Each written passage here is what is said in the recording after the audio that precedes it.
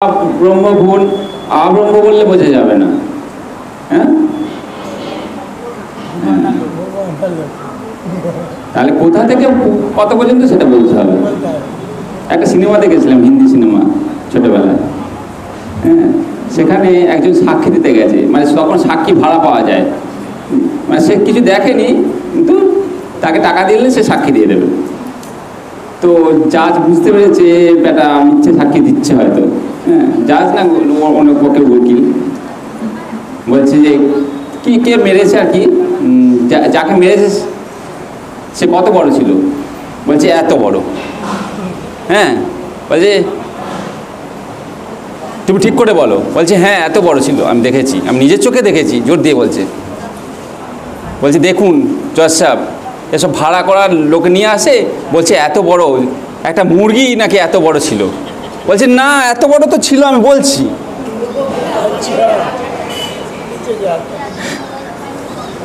তো শুধু অত বড় বললে হবে না, কোথা থেকে কত বড় সেটা বলতে হবে। তো সেজন্য আব্রহ্ম ভুবনাৎ, ভুবন থেকে ব্রহ্মলোক পর্যন্ত।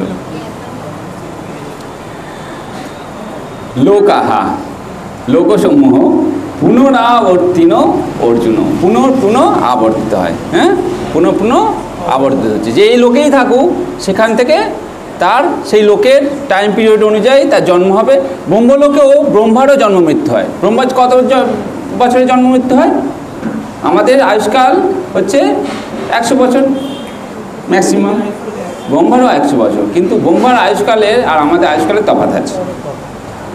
সহস্র চতুর্যুগে ব্রহ্মার এক দিন 12 ঘন্টা। সহস্র চতুর্যুগ মানে কলিযুগ হচ্ছে 4,32,000 বছর, এবং এই চতুর্যুগের বয়স হচ্ছে 32 লক্ষ না 4,32,000, 43,20,000 বছর। 43,20,000 বছর হচ্ছে এক চতুর্যুগের বয়স।